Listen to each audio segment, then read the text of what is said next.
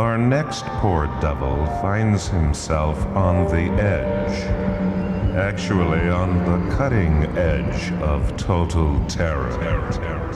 A steel blade, swaying, creeping, and coming down, swinging closer and closer in the pit and the pendulum.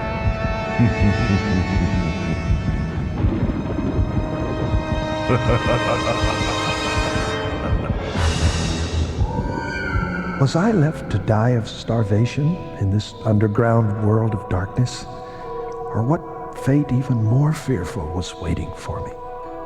I had no doubt the result would be my death. The only thing I didn't know was how I would die and when.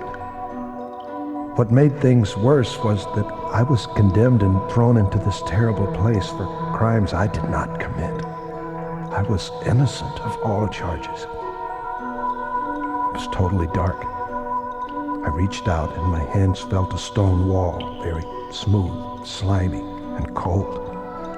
I followed it up, inching my way very carefully. I noticed that my normal clothes were gone, and I now wore a thick cloth robe. He continued roaming about the dark dungeon, trying to figure out the size and shape, and perhaps, although unlikely, a way out. After a time, he fell to the ground from lack of food and rest. He then slept. I awoke and found myself still trapped in this living nightmare. I stretched out my arm and discovered next to me a loaf of bread and a pitcher filled with water. I was too tired to think, but ate and drank. Shortly afterward, I started my tour around the prison cell again. I had walked some 10 or 12 steps very carefully when part of my robe got twisted on my legs. I stepped on it and fell hard on my face. He came out of his daze after a moment and discovered something unusual. Although his body still rested on the hard, slimy dungeon floor, his head was touching nothing. The terrible smell of the fungus and decay hit me hard. I felt around the floor and discovered I was at the edge of a round pit. Feeling around the stones just below the edge, I succeeded in breaking off a small piece and let it fall into the hollow space. For many seconds I listened as it fell and hit the sides of the deep hole. Finally there was a splash into water, then loud echoes. At the same time there came a sound of a quick opening and a fast closing of a door overhead, where a faint beam of light flashed suddenly through the dark, then quickly disappeared. I saw clearly the doom which had been made for me, and congratulated myself on how lucky I had been to escape the trap. One more step, had I not tripped on my robe, I would have been dead. Shaking all over, I felt my way back to the wall, deciding to stay there to die rather than in the terrible pit. Fear kept me awake for many long hours, but finally I again slept. I woke up and found by my side, just like before, a loaf of bread and a pitcher of water. An incredible thirst overcame me, and I drank the entire pitcher in one gulp. The water must have been drugged because I immediately got drowsy. A deep sleep fell over me, a sleep more like death. How long it lasted, I don't know. But when I opened my eyes, there was more light in this horrible place, and I could now see the objects around me. I had been wrong in my guess of the size of the dungeon. Very wrong. I had been wrong also about the shape of the room. The general shape of the prison was square. What I had thought was stone seemed now to be iron or some other metal in huge plates. Devices of torture were all about the room. Evil figures, statues of hideous ghouls, and skeletons were decorating the walls.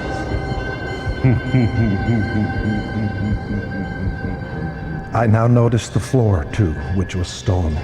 In the center was the round pit, the one I barely escaped from. All this I saw with great effort, for now I was on my back, laying on some frame made of wood. I was strongly tied to the plank by a long strap of cloth. It covered my whole body, holding me down, except for my head and enough of my left arm to reach a small amount of food left beside me in a dish. I saw, to my horror, that the pitcher of water had been removed. I say to my horror because I had a terrible thirst. This thirstiness seemed to be caused by the spiced meat left for me in the dish. Looking upward, I saw the ceiling of my prison.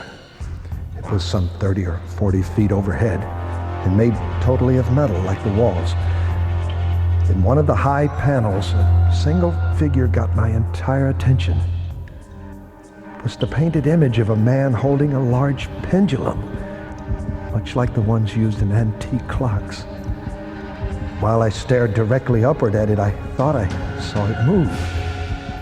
In a moment afterward, I saw it was true. Its sweep was brief, and of course slow. I watched the pendulum for some minutes, somewhat in fear, but more in wonder. I began to hear a slight noise. I looked to the floor and saw several enormous rats crawling around. They had come from the well, which was just to my right. Even then, while I looked, the hungry devils came up in troops, fast, smelling the scent of the meat. I squirmed and shouted at the ugly creatures. It took some time, but I managed to scare them away. It might have been half an hour, even an hour, before I again looked up. But what I then saw amazed me. The sweep of the pendulum had gotten much bigger. It also was much faster. But what mainly disturbed me was the idea that it had gotten lower. I now saw with horror that the edge of the glittering steel pendulum was as sharp as a razor. It was connected to a heavy rod of brass, and the terrible tool hissed as it swung through the air. I now knew what horrifying torture and death I was going to suffer. I saw that the blade was made to cross the body at the heart. It would cut my robe. It would return and repeat its cuts again and again. Because it dropped so slowly, it would take many minutes for the pendulum to cut the robe. Down steadily, down it crept. I took a crazy pleasure trying to figure out its speed. To the right, to the left, far and wide, I laughed and howled with the thought. Down slowly, slowly down. It came within 3 inches of my chest. I fought hard to free my left arm. It was unbound only from the elbow to the hand.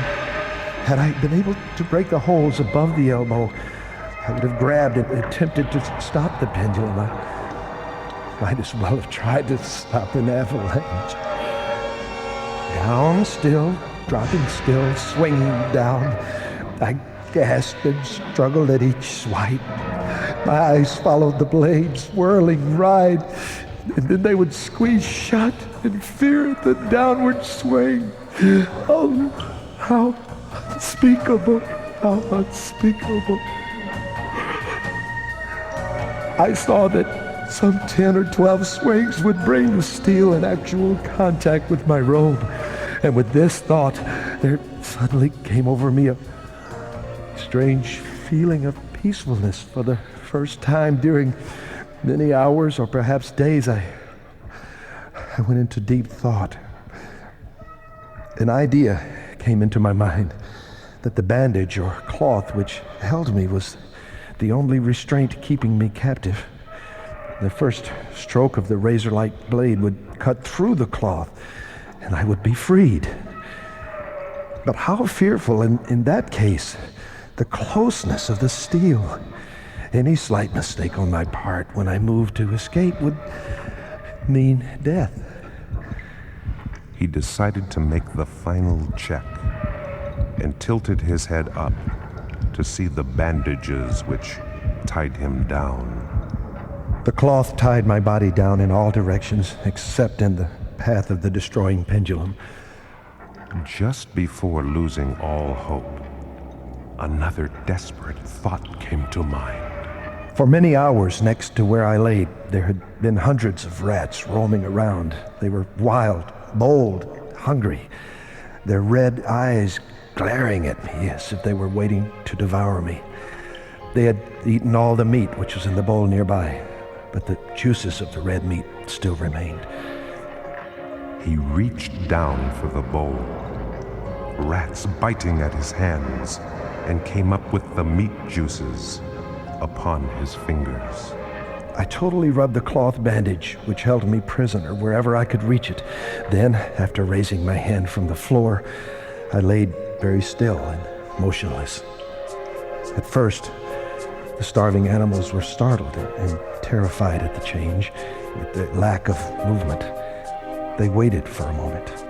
Seeing that I remained still as a statue and showed no signs of life, one or two of the boldest rats jumped on me and smelt the meat juices on the cloth. This seemed to be the signal for a general rush. They came in hundreds. The rats swarmed all over his body, biting fingers, crawling over his mouth, and nibbling upon the meat-soaked bandages which held him prisoner. In a few minutes, I felt that the struggle would be over. I was sure I felt the loosening of the bandages. I laid still as the rats continued chomping away at the cloth. I knew that many places must already be cut. I was close to being free. But, oh God, no! The pendulum had finally reached me and cut through the first layer of my robe. The rats continued biting, and the man stayed still, sucking in his body as far down as possible. The blade continued its swing and cutting, now through the threads of his underclothing. Closer, closer, swing, rip, slash, edging ever so near to his skin. I am near freedom. I feel the bandages getting looser. The pain from the rat bites is terrible, but I know it will mean my only chance to escape. I can now move more and more, almost free. The blade is getting closer. It's dropping closer, closer. I hear the hissing in my ears.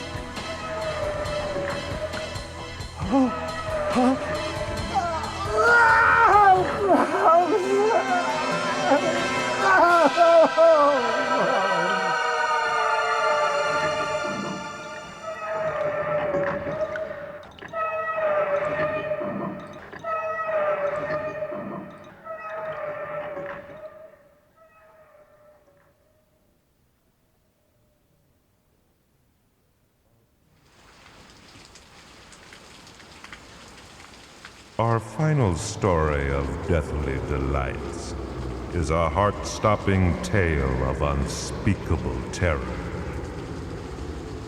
If you ever had a terrible secret, or if you ever committed an act that your conscience told you not to, you had better sit back, close your eyes, and listen very carefully to this, the Telltale Heart. True, I had been, and still am, extremely, terribly nervous. But why would you say that I am crazy? The disease had sharpened my senses, not destroyed, not dulled them. Above all, my sense of hearing was improved. I heard all things in heaven and earth. I heard many things in hell. How then am I a maniac? Listen and hear how reasonably how calmly I can tell you the whole story. It is impossible to say how the idea first entered my brain, but once the thought was there, it haunted me day and night. There was no reason. I loved the old man. He'd never done me any harm. He had never insulted me. I had no desire for his money. I think it was his eye. Yes, that's what it was. He had the eye of a vulture, a pale blue eye with a film over it. Whenever it looked at me, my blood turned cold, and so, very slowly, I made up my mind to take the life of the old man and to get rid of the evil eye. Now this is the point. You think I am mad. Madmen know nothing. But you should have seen me. You should have seen how smart I was, with what caution, with what planning I went to work. I was never kinder to the old man than during the entire week before I killed him. And every night, around midnight, I turned the lock of his bedroom door and opened it very gently. And then, when I had made an opening large enough for my head, I put in a dark lantern, all closed, so that no light shone from it. And then I thrust in my head. Oh, you would have laughed to see how intelligently I crept in. I moved slowly, very, very slowly, so that I wouldn't awaken the old man. It took me an hour to place my whole head within the opening far enough so that I could see him as he lay on his bed. Would a sick mind have been able to do all of this? And then, when my head was completely inside the room, I lit the lantern carefully, so carefully. I had raised the lamp just at midnight, but in the sneaky light I found the eye was always closed. And so it was impossible to kill him, because it was not the old man whom I hated. It was his evil eye. And every morning, I calmly went into his room and spoke normally to him, calling him by name in a kind voice, and asking how he had slept. So you see, he would have been a very sharp old man to suspect that every night, just at 12, I looked in on him while he was asleep. On the 8th night, I was more than usually careful in opening the bedroom door. I had my head in and was about to light the lantern when my thumb slipped on the metal latch and the old man jumped up in bed crying out, "Who's there?" I kept quite still and said nothing. For a whole hour I did not move a muscle. And in the meantime, I did not hear him lie down. He was still sitting up in the bed listening, just as I have done, night after night. Finally, I heard a slight groan of mortal terror. It was not a groan of pain, oh no. It was the low, muffled sound that comes from one's very soul when overpowered with fear. Thoughts must have entered his scared mind, such as, "It is nothing but the wind in the chimney. It is only a mouse crossing the floor. Or it is probably a cricket, which has made a single chirp." Yes, he'd been trying to comfort himself with these explanations, but they were useless. All useless because the shadow of death was near him. And it was this unseen shadow that caused him to feel, even though he never saw or heard it, to feel the presence of my head inside the room. When I had waited a long time, very patiently, without hearing him lie down, I decided to open a very, very little crack in the lantern to light a flame in the lamp. So I opened it, you cannot imagine how quietly, until at last a simple, dim ray of light, like the thread of the spider, rose in the lantern and gleamed on the vulture eye. I silently gulped in terror because I could see the old man's deformed eyeball was open, wide open, and I grew furious as I stared at it. I saw it perfectly, all a dull blue with an ugly, gooey cover over it that chilled my very bones. But I could see nothing else of the old man's face or body, for I had directed the lantern's ray as if by instinct exactly on that dreadful spot. I heard a low, dull, quick sound like what a watch makes when covered with cloth. I knew that sound well, too. It was the beating of the old man's heart. It increased my anger just as the beating of a drum pushes a soldier into battle. But even then I kept still. I hardly breathed. I held the lantern motionless. I tried to keep the beam upon the eye. Meanwhile, the hellish beat of the heart increased. It grew quicker and quicker and louder every minute. The old man's terror must have been extreme. His heartbeats grew louder and louder and louder. Can you understand me? I have told you that I am nervous. So I am. And now at that dead hour of the night, with the dreadful silence of the whole house being filled with a strange pumping, pounding sound, I got excited and began to feel uncontrollable terror. Yet somehow, for a few minutes longer, I controlled myself and stood still. But the beating grew louder. I thought the heart would burst. And now a new thought grabbed me. The sound would be heard by a neighbor. The old man's hour had come. With a loud yell, I threw open the lantern and leaped into the room. He shrieked once, only once. In an instant, I dragged him to the floor and pulled the heavy bed over him. I then smiled at my success, but for many minutes the heart beat on with a muffled thud. This didn't bother me much. It would not be heard through the wall. Finally it stopped. The old man was dead. I removed the bed and checked the body. Yes, he was stone dead. I placed my hand on the heart and held it there quite a while. There was no beat. He was definitely departed. Totally gone. Completely dead and out of his misery. His eye would never trouble me again.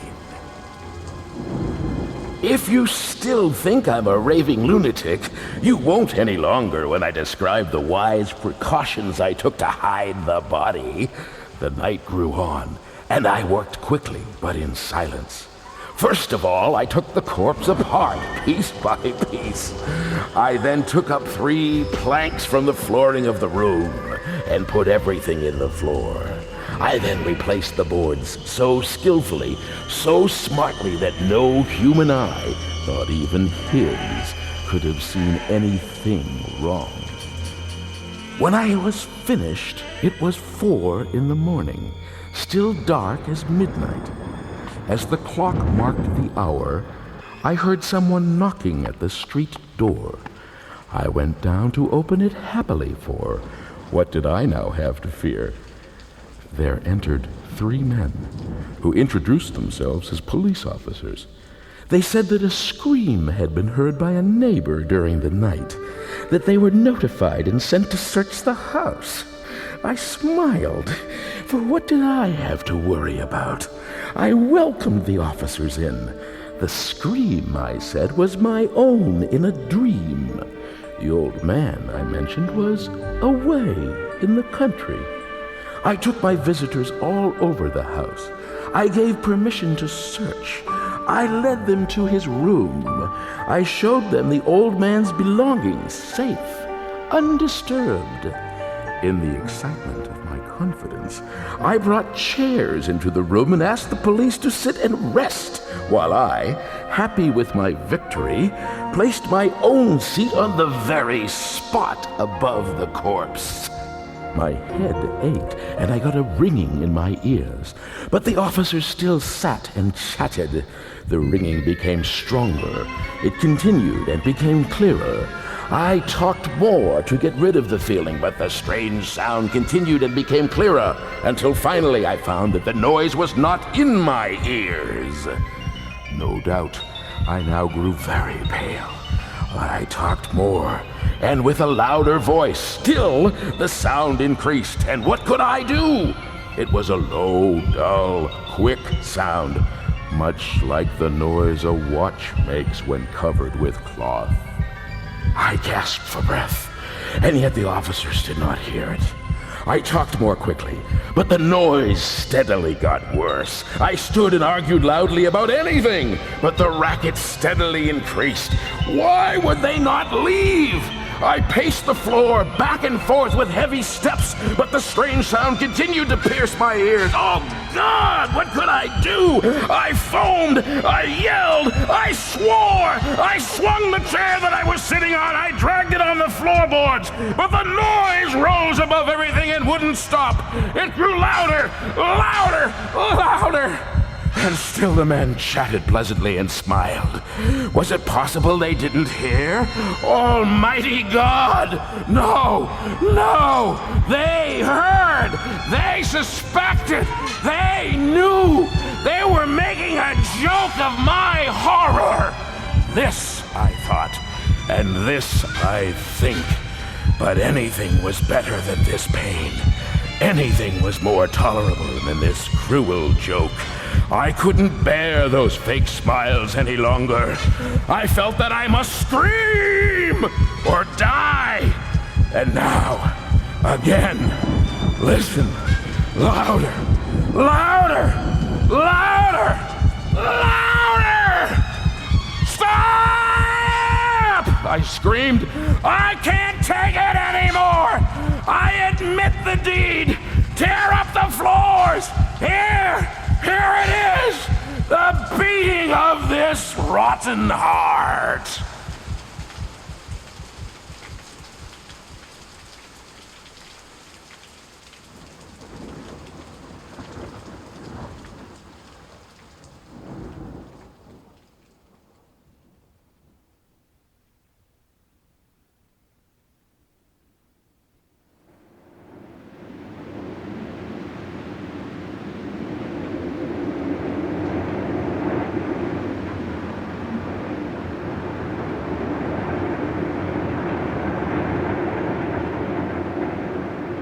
You can run.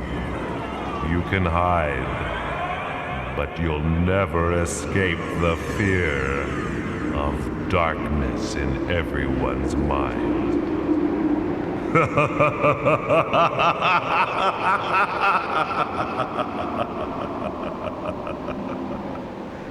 Pleasant dreams.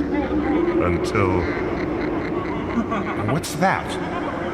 Oh, it seems my friends are here to take me for a ride. Won't you grab your broomstick and come along?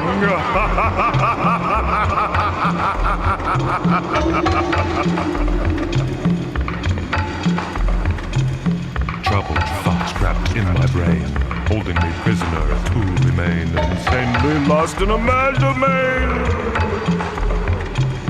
of a most stormy life. Never to escape this mental strife, only to exist as the living dead. I lay me down in an evil bed.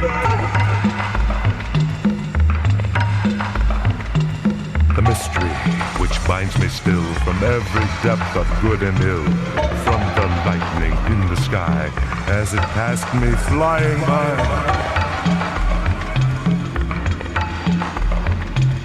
From the thunder and the storm and the cloud that took the form, when the rest of heaven was blue, of a demon in my view.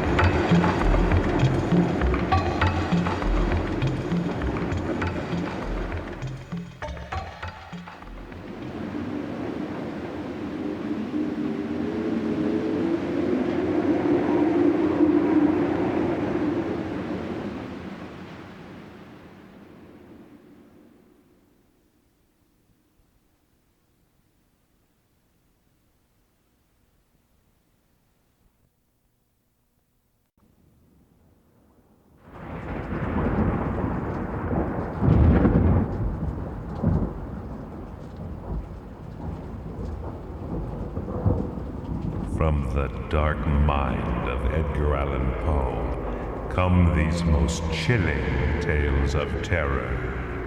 Listen if you dare.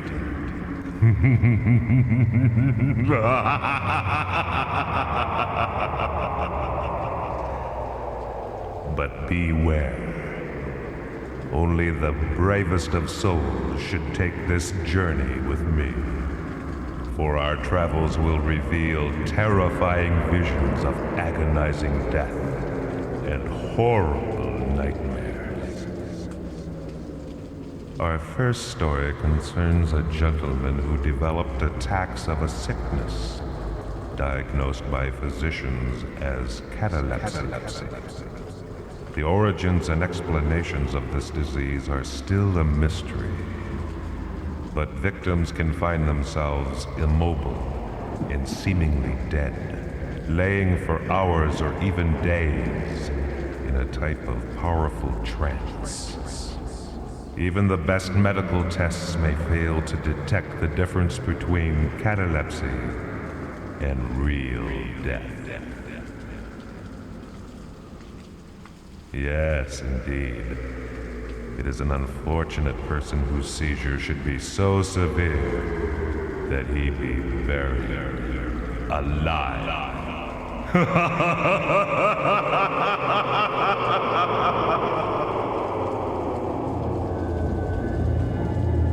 The first attacks came without warning, when I was alone, late at night. Without realizing what was happening, I would sink little by little into a trance state, unable to move and unable to really think, and yet somehow aware of my immediate surroundings. I could lay this way for days until I eventually came about to normal sensation. Other times, I would get sick and cold and dizzy and just collapse where I stood. Then for days, everything around me would be black and silent, and the world became dark and empty. And then, after an eternity, I would gradually come back to consciousness, stumble around my apartment, and attempt to clean myself up. Other than this strange trance once in a while, my general health seemed to be good, except for my memory, that is. Usually, when I would wake up in the morning, I would have trouble remembering where I was, and my general mental ability felt confused. It could take hours sometimes for my senses to return.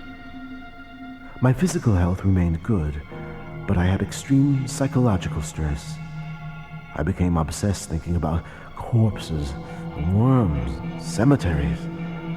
I became lost in thoughts of death and the idea of being buried alive. I realized that because of my condition, I was in unbelievable danger. What if I was away from home and had a seizure? If no one knew me or about my condition, I could be taken for a dead man. The danger I was in haunted me day and night. It was hard to sleep because I feared I would wake up in a grave. And then finally, when I did fall asleep, it was to a world of nightmares. Horrible images of death continued to torture him in his sleep, and his waking hours were filled with agonizing thoughts of burial, tombs, and of the crawling worms. He became paranoid and afraid even to exercise, walk, or wander from his home. From his friends, he gained sacred promises that they would never allow him to be buried until his stiff body showed signs of advanced decay. He also made many other special arrangements. I decided to take some special precautions. Among other things, I had the family burial vault remodeled, allowing it to be opened from within. The slightest pressure on a special hydraulic lever would force the huge iron doors to fly open. I had ventilation ducts made for the circulation of air and light, and emergency containers of food and water installed within immediate reach of the coffin. The coffin itself was designed to be oversized and padded, and was outfitted with a lid that could be opened from the inside with almost no effort. A baby could escape from this box. And finally, I had a fail-proof alarm installed, a large bell with a rope hanging in the vault. The other end of the rope was to be tied to the hand of whoever was buried in the coffin. That way, even if the power in the building went out, I could still sound an alarm. All of the work, all of the precautions, and still he suffered from the torture of his thoughts, the nightmares, and the future doom which awaited him. One afternoon, I found myself waking from the blackness of a trance. I began to slowly realize a faint gray light in front of me. It was daylight. I couldn't feel anything in my arms or legs. Then, after a long time, I heard a ringing in my ears, and then a tingling sensation in my arms and legs. Finally, I felt like I could move an eyelid. My blood started to pump through my body, and I began to think. Slowly, I was able to remember who and where I was. I knew that I had had a seizure, and suddenly I wondered if I had been buried alive. I was so terrified, I couldn't force myself to move. I didn't want to wake up and confront reality. After a long while, I forced myself to slowly open my eyes. It was dark. Completely dark. I knew that the trance was over. I knew that I was now fully recovered and could see again, but everything around me was still completely black. I tried to scream, but my lips and my tongue felt as dry as leather, and I couldn't make a sound. My chest felt like there was a huge weight on it, and every gasp of air was an intense effort. I could hear my heartbeat, like an immense drum pounding from inside a vast cave. My attempt to move my mouth showed me that it was sewn shut, the way morticians sometimes treat corpses. I also felt like I was laying on something hard, and that the sides of my body were also closely against something solid. So far, I hadn't attempted to move my arms or legs, but now I panicked. My arms were crossed and laying on my chest. I reached up and felt a solid wooden board about 6 inches from my face. It was then I realized my worst fear. I had been buried alive. But suddenly, I had a reassuring thought. My precautions, my alarms. I tried to force the lid open. It wouldn't move. I was trapped, like an animal, even worse. I felt my wrists with a rope tied to the bell. It was gone. And then my greatest terror, the paddings which I had carefully installed in the coffin were missing. This wasn't my coffin. And I began to smell the odor of damp, rotting earth and things that had been dead for a long time. The conclusion was obvious. I wasn't in the family vault. I must have fallen into a trance while I was away from home. And strangers must have found me. But I couldn't recall a thing. Whoever found me, they must have buried me like a dog, nailed up in some common, ordinary coffin and stuck deep in the ground forever in some deserted and nameless grave. As I began to realize what had happened, I started to scream again, and this time I succeeded. I let out a long, wild shriek of agony that reverberated up through the dark ground and somehow, miraculously, caught someone's attention.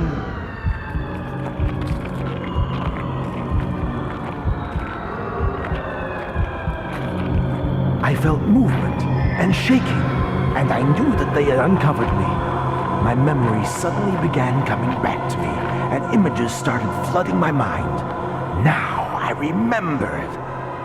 I had gone on a hunting expedition with a friend in the deep woods surrounding the James River. Night came, and an unbelievably fierce storm came out of nowhere. We took shelter in the cabin of a deserted ship anchored at the mouth of the river.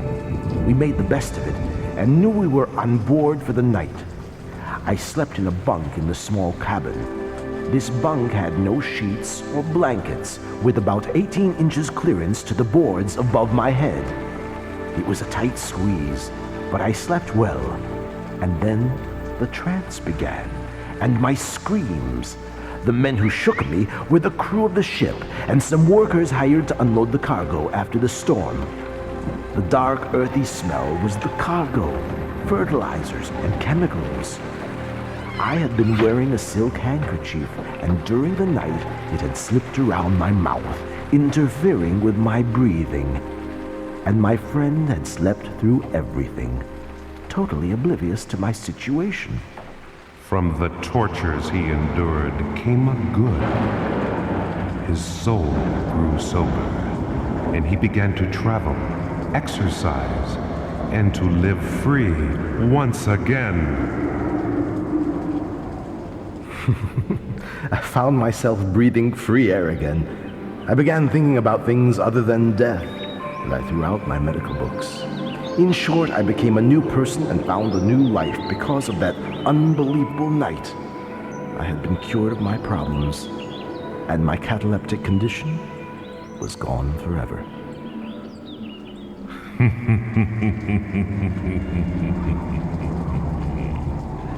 He thinks his troubles are over. But the demons must be put to rest.